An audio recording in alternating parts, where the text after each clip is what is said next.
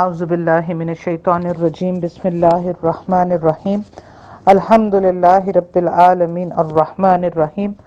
اللہم صلی علی محمد وعلی آل محمد رب اشرح لی صدری ویسر لی امری واحلل عقدۃ من لسانی یفقہوا قولی اما بعد السلام علیکم ورحمۃ اللہ وبرکاتہ۔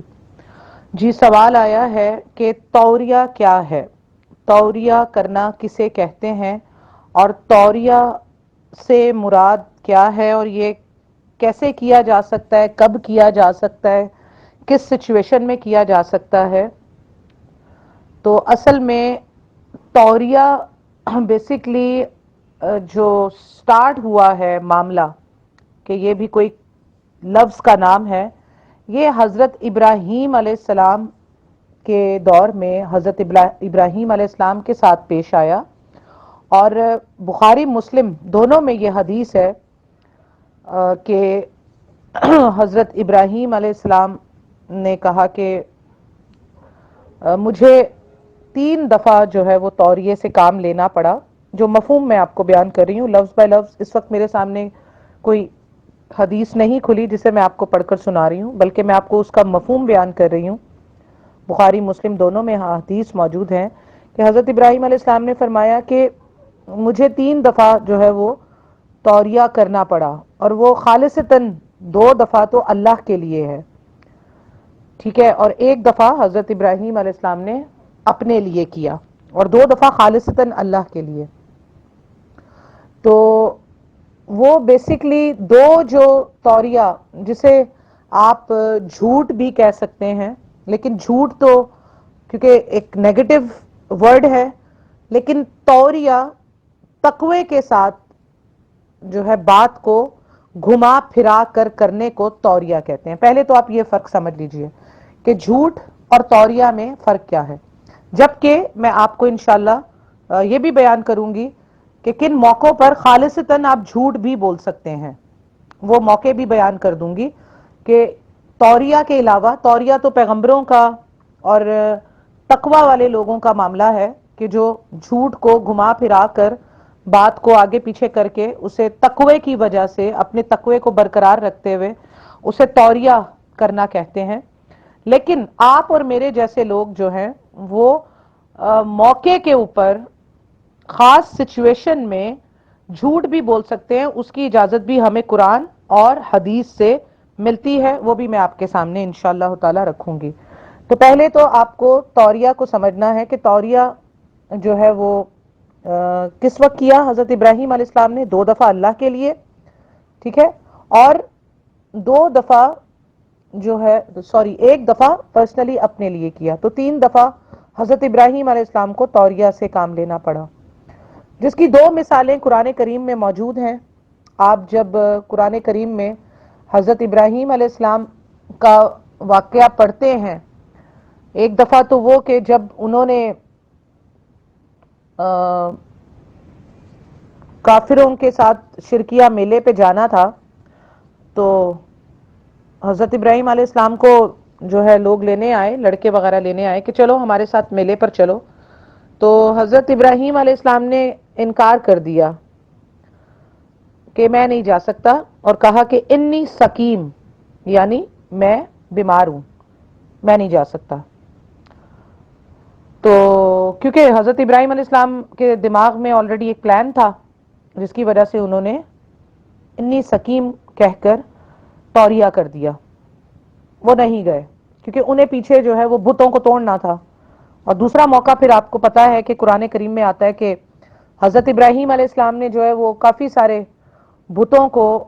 چھوٹے چھوٹے جو بت تھے ان کو کلہاڑا لیا اور توڑا، اور کلہاڑا پھر جو ہے وہ بڑے بت کے اوپر رکھ دیا، اور جب لوگوں نے آ کے کہا کہ یہ کیا ہوا ہے اور یہ کیسے ہوا ہے، تو حضرت ابراہیم علیہ السلام نے کہا کہ یہ اپنے بڑے بت سے پوچھو،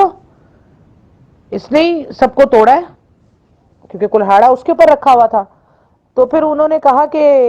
یہ تو توڑ ہی نہیں سکتا، تو حضرت ابراہیم نے کہا کہ یہی تو بات ہے نا، کہ پھر تم کہاں پھرے جاتے ہو؟ یعنی کہ حضرت ابراہیم علیہ السلام نے توریہ سے کام لے کر ان کو یہ ریئلائز کروایا کہ یہ جو ہے آپ کے بڑے بت کا کام ہے۔ انہوں نے کہا یہ تو نہیں کر سکتا، یہ تو ہل بھی نہیں سکتا۔ تو حضرت ابراہیم علیہ السلام نے ان کو ریئلائز کروایا. تو یہ دو خالصتاً ہو گئے توریہ کرنا حضرت ابراہیم کا اللہ کے لیے.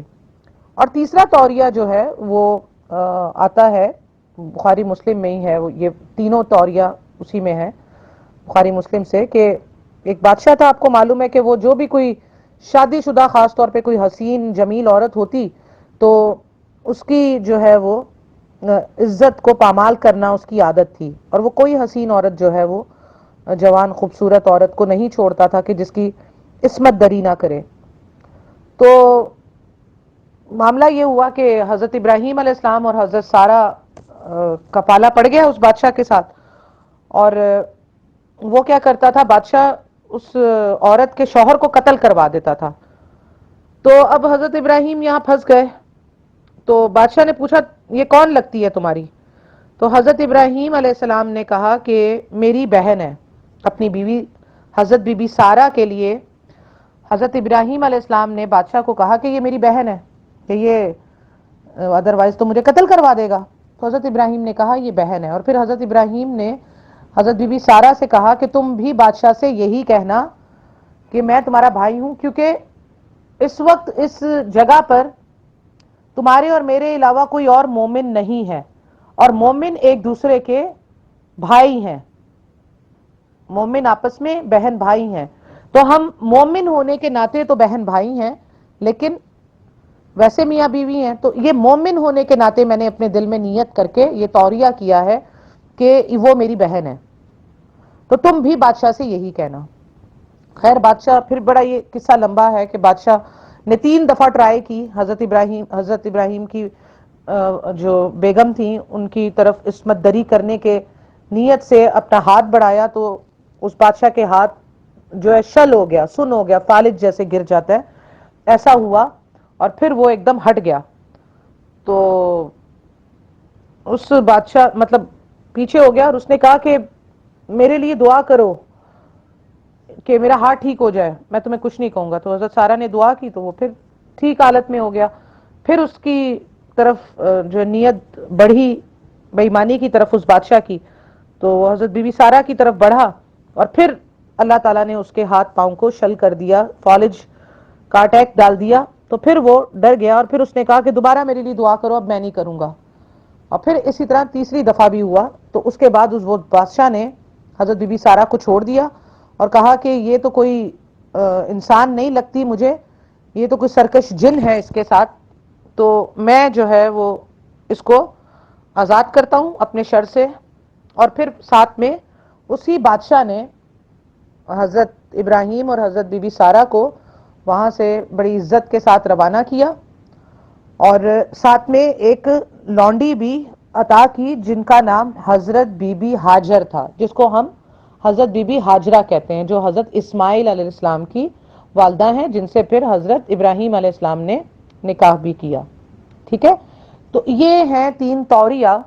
3 جنہیں ہم اپنی زبان میں جھوٹ کہتے ہیں, لیکن شرعی زبان میں پیغمبروں کے لیے, نیک لوگوں کے لیے اس لفظ کو توریہ کہا جاتا ہے, کیونکہ جھوٹ نیگیٹو معاملے میں استعمال ہوتا ہے لفظ, تو اس کو ذرا اس کو ہائی لائٹ کرنے کے لیے اس کو توریہ کہا گیا.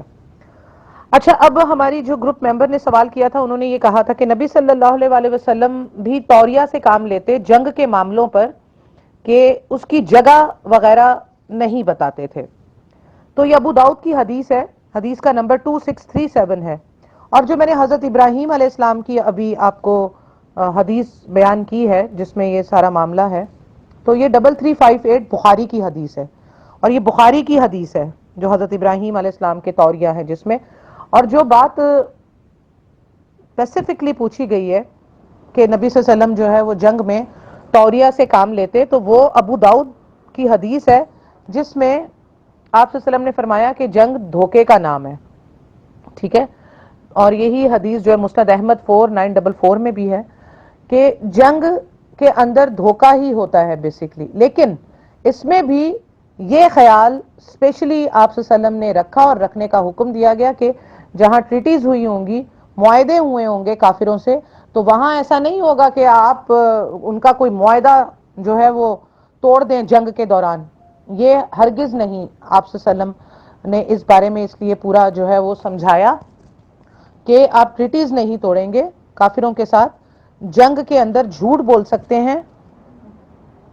اپنی جان بچانے کے لیے، توریہ کر سکتے ہیں، جگہ کی جو مقام کی جگہ مقام کا نام کلیئر نہ بتائیں، یا آپ یہ بتائیں کہ اس جگہ جنگ ہو رہی ہے لیکن ابھی کنفرم نہیں ہے کہ 2-3 جگہیں ہیں، اس میں سے کون سی جگہ پر ہوگی۔ اس طریقے سے جگہ اور مقام کو آپ اس کا نام چھپا سکتے ہیں یا اس کو گھما پھرا کر بتا سکتے ہیں، کیونکہ آپ صلی اللہ علیہ وسلم نے یہ بات ابو داؤد 2637 حدیث میں بتا دی کہ جنگ جو ہے وہ دھوکے کا نام ہے، ٹھیک ہے۔ تو اس وجہ سے یہ ہے توریہ، جو توریہ کیا جاتا ہے۔ اور آپ کو بڑی حیرت ہوگی کہ بخاری میں حدیث نمبر 3361 میں، جو جسے شفاعت والی حدیث بھی کہتے ہیں، کہ بہت سارے لوگ جو ہے وہ میدان حشر میں بڑی بری حالت میں ہوں گے، اور اس وقت حساب کتاب نہیں شروع کیا جا رہا ہوگا، سوا نیزے پر سورج آ جائے گا اور لوگوں کی بری حالت ہوگی، اپنے پسینے میں ڈوب رہے ہوں گے۔ تو اس وقت بہت سے لوگ آئیں گے حضرت ابراہیم علیہ السلام کے پاس اور کہیں گے کہ آپ اللہ تعالیٰ سے سفارش کیجئے کہ وہ حساب کتاب شروع کرے، یہ بری حالت ہو گئی ہے انسانیت کی یہاں پر، ہم سب کی۔ تو حضرت ابراہیم اس وقت پھر یہ بات کہیں گے کہ مجھے دنیا میں توریتاً 3 جھوٹ بولنے پڑے تو میں نہیں سمجھتا کہ میں آج اللہ کے سامنے سفارش کر سکوں۔ پھر لوگ حضرت موسیٰ علیہ السلام کے پاس آئیں گے اور کہیں گے کہ آپ اللہ سے سفارش کریں، آپ اللہ کے بڑے برگزیدہ پیغمبر ہیں۔ تو حضرت موسیٰ علیہ السلام کو بھی اپنا واقعہ یاد آئے گا، جو کہ آپ قرآن میں بھی پڑھ چکے ہوں گے، کہ حضرت موسیٰ علیہ السلام سے جو ہے وہ غلطی سے مکہ مارنے سے ایک شخص جو ہے وہ قتل ہو گیا تھا، اور آپ حضرت موسیٰ علیہ السلام نے اسے نیتاً نہیں قتل کیا تھا بلکہ وہ ایکسیڈنٹلی قتل ہو گیا تھا۔ تو حضرت موسیٰ بھی کہیں گے کہ مجھ سے بھی جو ہے ایک بندہ قتل ہو گیا تھا، تو میں آج نہیں سمجھتا کہ میں اپنی اس غلطی کی وجہ سے، یا جو بھی کہہ لیں آپ، مسٹیک کی وجہ سے، ایکسیڈنٹلی ہی صحیح، تو میں جو ہے وہ اللہ کے سامنے سفارش نہیں کر سکتا۔ تو آپ جو ہے وہ مطلب پیغمبر ریفر کریں گے نبی صلی اللہ علیہ وآلہ وسلم کی طرف کہ آپ جو ہے اس شخص سے جا کر جو ہے سفارش کی گزارش کریں۔ آج وہی سفارش اگر کر سکتے ہیں، کیونکہ وہ اس مقام پر فائز ہے کہ جن سے کوئی ایسا مسئلہ جو ہے وہ سرزد نہیں ہوا، کوئی ایسا پرابلم سرزد نہیں ہوا، تو پھر لوگ نبی صلی اللہ علیہ وسلم کے پاس آ کر شفاعت کریں گے۔ اچھا، اس کے علاوہ میں آپ کو یہ بھی ساتھ میں بتا دوں کہ آپ صلی اللہ علیہ وآلہ وسلم سے بھی بھول چوک ہوئی ہیں، اور ان بھول چوک کو بھی اللہ تعالیٰ نے قرآن میں ڈسکس کیا ہے، ٹھیک ہے، اس کو بھی قرآن میں اللہ سبحانہ تعالیٰ نے ڈسکس کیا ہے۔ اور شفاعت والے دن بھی آپ صلی اللہ علیہ وسلم کے پاس لوگ جائیں گے تو صحیح شفاعت کروانے کے لیے، تو پھر آپ صلی اللہ علیہ وسلم شفاعت کے لیے سجدے میں گر جائیں گے، پوسچر آپ صلی اللہ علیہ وسلم کا سجدے کا ہوگا، اور پھر آپ صلی اللہ علیہ وسلم سجدے میں روتے جائیں گے، تو اللہ تعالیٰ اس وقت نبی صلی اللہ علیہ وسلم کے دل میں وہ شفاعت کے یعنی کہ وہ اللہ تعالیٰ سے بات کرنے کی وہ دعائیں ڈالے گا، دعائیں اللہ سبحانہ تعالیٰ ڈالیں گے اس وقت نبی صلی اللہ علیہ وسلم کے دل میں، کہ وہ دعائیں پڑھنے کے بعد پھر آپ صلی اللہ علیہ وسلم کو اللہ تعالیٰ کہیں گے کہ ہاں اب سر اٹھائیے اور کہیے کیا کہنا چاہتے ہیں۔ تو یہ بھی ذہن میں رکھیے گا کہ نبی صلی اللہ علیہ وسلم سے بھی غلطیاں کہہ لیں، یا غلطیاں تو نہیں کہنا چاہیے، بھول چوک اسے ہم کہتے ہیں احتراماً ان الفاظ کو، کہ آپ صلی اللہ علیہ وسلم نے اپنے اوپر سورہ تحریم میں شہد کو جو ہے وہ اپنے اوپر حرام کر لیا تھا، تو اللہ تعالیٰ نے آپ صلی اللہ علیہ وسلم کی اصلاح کی کہ آپ کون ہوتے ہیں شہد کو حرام کرنے والے، جبکہ ہم نے اس کو حلال کیا ہے۔ اسی طرح سورہ عبس میں آپ صلی اللہ علیہ وسلم نے ابن مکتوم نامی صحابی جو نابینا تھے ان کو اگنور کر دیا تھا، اس وقت بھی پھر اللہ تعالیٰ نے سورہ عبس کی شکل میں وحی کی آپ صلی اللہ علیہ وسلم کی طرف کہ آپ نے یہ اچھا کام نہیں کیا، آپ کو ایسا نہیں کرنا چاہیے تھا، آپ کی یہ شان نہیں ہے۔ تو آپ صلی اللہ علیہ وسلم بھی کوئی غلطیوں یا آپ یہ کہہ لیں بھول چوک سے خالی نہیں ہے، تو غلطیاں یا بھول چوک وہ پیغمبروں سے بھی ہوئی ہیں، جیسے حضرت یونس علیہ السلام سے ہوئی غلطی، اور تو اللہ تعالیٰ نے ان کو دنیا میں ہی سزا بھی دی، اور پھر انہوں نے اللہ سے مغفرت مانگی اور انہیں معاف کر کے مچھلی کے پیٹ سے بھی باہر نکال دیا۔ تو غلطیاں اور بھول چوک جو ہے وہ پیغمبروں سے بھی ہوئی ہیں، میرا آپ لوگوں کو بتانے کا مقصد یہ ہے۔ تو آپ صلی اللہ علیہ وسلم کو بھی شفاعت کے لیے جب کہا جائے گا، سب پیغمبر نبی صلی اللہ علیہ وسلم کی طرف ریفر کریں گے، تو آپ صلی اللہ علیہ وسلم بھی جو شفاعت کے لیے سجدے میں سر جب جھکائیں گے تو وہ دعائیں اللہ تعالیٰ اسی وقت لیٹسٹلی اسی وقت ڈالیں گے جو آپ صلی اللہ علیہ وسلم پڑھیں گے، تو پھر اللہ کا کلام پڑھ کے تو پھر آپ صلی اللہ علیہ وسلم کو جو ہے وہ اجازت دی جائے گی کہ ہاں اب آپ صلی اللہ علیہ وسلم سر اٹھائیے اور کہیے کیا کہنا چاہتے ہیں۔ تو یہ باتیں میری آپ لوگوں کو بتانے کا مقصد یہ ہے تاکہ آپ کو ذہن جو ہے وہ کلیئر رہے، کیونکہ یہ قرآن میں ساری چیزیں، سورہ تحریم، سورہ عبس اور بھی بہت ساری جگہیں ہیں جہاں پر نبی صلی اللہ علیہ وسلم کو اللہ تعالیٰ نے جو ہے وہ اصلاح کی، تو اس لیے یہ بات بھی آپ نے ذہن میں رکھنی ہے۔ اچھا، اب یہ تو توریہ میں نے آپ کو بتا دیا حضرت ابراہیم علیہ السلام کا، اور نبی صلی اللہ علیہ وسلم کا توریہ کے معاملے میں یہ فتویٰ کہ جنگ جو ہے وہ دھوکے کا نام ہے، تو جنگ میں آپ اپنی جان بچانے کے لیے جھوٹ بھی بول سکتے ہیں، توریہ سے کام لے سکتے ہیں، صحابہ کرام کو پوری اجازت دی گئی۔ لیکن مزے کی بات یہ ہے کہ آپ اور میں، ہم جھوٹ بھی بول سکتے ہیں، 3 موقعوں پر ہمیں جو ہے جھوٹ بولنے کی اجازت ہے، اور یہ حدیث بھی بخاری اور مسلم میں موجود ہے۔ نمبر 1، جھگڑا ختم کرنے کے لیے آپس میں 2 بھائی لڑ گئے ہیں، اب آپ صلح کرانے کے لیے جھوٹ بھی بول سکتے ہیں۔ ایک کے پاس جا کر آپ یہ کہیں گے کہ نہیں، وہ آپ سے بہت پیار کرتا ہے، وہ اس دن بھی آپ کا ذکر کر رہا تھا اور اس کو بڑی اس بات پہ تکلیف ہے، یا وہ بہت پچھتاوا ہے کہ اس نے آپ سے غصے میں بات کی، اور دوسری طرف بھی جا کے اس بھائی کو بولے کہ وہ بھی آپ کی بہت عزت کرتا ہے، وہ آپ کو بڑا یاد کرتا ہے۔ آئی مین کہ آپ صلح کرنے کے لیے بس ضرورتاً تھوڑا بہت جھوٹ بول لیں، تو اس کی اجازت ہے۔ نمبر 2، جنگ کے دوران کہ آپ پکڑے گئے اور اب آپ کو کوئی کفریہ کلمہ کہنا ہے تو وہ بھی آپ کہہ سکتے ہیں، اپنی جان بچانے کے لیے جھوٹ بھی بول سکتے ہیں۔ اور تیسرا معاملہ، میاں بیوی جو ہے وہ ایک دوسرے سے جھوٹ بول سکتے ہیں، یعنی کہ آپ کو پتا ہے کہ شوہر کی عادت ذرا غصے کی ہے، ذرا سخت ہے، اور پتا چلا گھر میں جو ہے وہ کوئی نقصان ہو گیا، ٹھیک ہے نا، کوئی شیشہ ٹوٹ گیا، اب وہ اگر پتا چل گیا انہوں نے تو بچے کی انہوں نے پٹائی کر کر کے بچے کو ادموا کر دینا ہے، تو ماں پھر توریتن یا جھوٹ کے طور پر یہ کہہ سکتی ہے کہ بھئی یہ ایسے غلطی سے جو ہے وہ بھولے سے ہاتھ لگ گیا تھا، یا بلی نے گزرتے ہوئے، مانو بلی بھی تو ہمارے بچوں، ہم اپنے بچوں کو بھی تو مانو بلی پیار سے کہتے ہیں نا، وہ مانو بلی گزر رہی تھی، اس سے ہو گیا، تاکہ بچے کی دوبارہ دھلائی نہ ہو جائے، فتنے سے بچنے کے لیے۔ اسی طرح شوہر اپنی بیوی سے، لیکن یہ روٹین نہیں ہو سکتی، یہ روٹین میں نہیں ہوگا، یہ توریہ جو ہے وہ پیغمبروں نے کیا ہے تو اس وقت کیا ہے اللہ کے لیے خالصتاً، اور کہیں پر جہاں جان کا، عزت کا معاملہ آ گیا۔ یہ ہماری طرح نہیں کہ کاروبار چلانے کے لیے آپ پورا دن رات بیٹھ کے جو ہے وہ آپ اپنی طرف سے آپ کہہ رہے ہیں کہ آپ توریہ کر رہے ہیں اور آپ دبا کے جھوٹ بول رہے ہیں، جھوٹ بول کے بیچ رہے ہیں۔ اس کے اوپر الگ سے احادیث موجود ہیں کہ جس نے قسم کھا کر اپنا مال بیچا تو اس نے حرام کیا اور وہ اللہ کے غضب کا شکار ہوا۔ اسی طرح آپ کو جھوٹ کا پتہ ہے کہ جھوٹ سختی سے منع ہے، تو آپ اللہ کے لیے توریہ کر سکتے ہیں، اور آپ کسی فتنے سے بچنے کے لیے توریہ کر سکتے ہیں، ٹھیک ہے۔ لیکن ہمیں جھوٹ بولنے کی بھی اجازت ہے صلح کرانے کے لیے، لیکن اتنا کہ جتنی اجازت اللہ نے دی ہے، یہ نہیں کہ آپ بیٹھ کے پوری ایک جھوٹی لمبی بڑی سٹوری بنا لیں، وہ کبھی بھی کھل جائے گی۔ اور جنگ کے دوران، اور میاں بیوی، تو میاں بیوی جیسے کہ بعض شوہر ذرا بخیل ہوتے ہیں، ٹھیک ہے، تو اب بیوی نے کوئی صدقہ خیرات کرنا ہے تو اس کے اوپر آپ جو ہے وہ ہسبینڈ کو پوچھے یا بتائے بغیر بھی اپنے خرچے میں سے یا شوہر کے پیسوں میں سے اگر آپ نکال کے صدقہ خیرات کر دیتے ہیں، اور آپ کو پتہ ہے کہ آپ کے ہسبینڈ کو پتہ چلا تو اس نے ایک واویلا مچا دینا ہے، تو اس پر آپ جو ہے وہ جھوٹ بول سکتی ہیں کہ بھئی میں نے یہ کام کر لیا تھا، یہ کر لیا تھا، لیکن وہ آپ نے اللہ کے راستے میں کیا، کیونکہ یہ حدیث موجود ہے باقاعدہ کہ اگر بیوی شوہر کی اجازت کے بغیر اس کے مال سے صدقہ خیرات کرتی ہے تو اس کو اس کا آدھا اجر شوہر کو بھی ملے گا، کیونکہ مال اس کا تھا، ٹھیک ہے۔ یہ بخاری مسلم میں حدیثیں موجود ہیں۔ اور پھر حضرت کیا کہتے ہیں، ہندا، جب انہوں نے اسلام قبول کر لیا تھا، حضرت سفیان کی بیوی،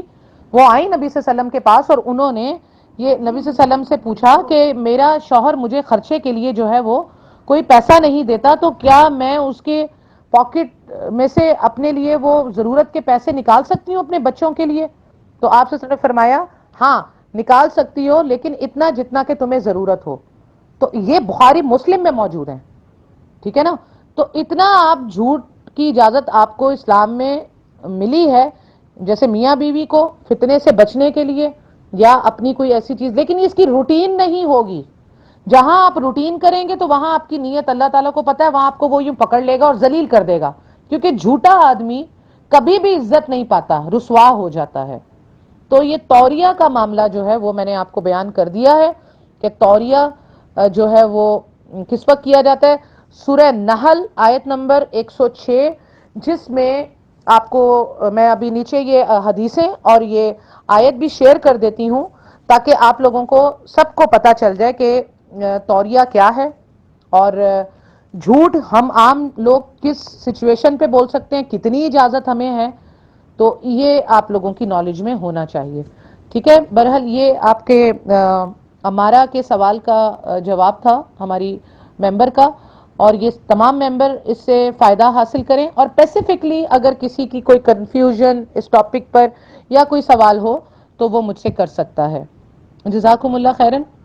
وآخر دعوانا ان الحمد للہ رب العالمین. السلام علیکم ورحمۃ اللہ وبرکاتہ.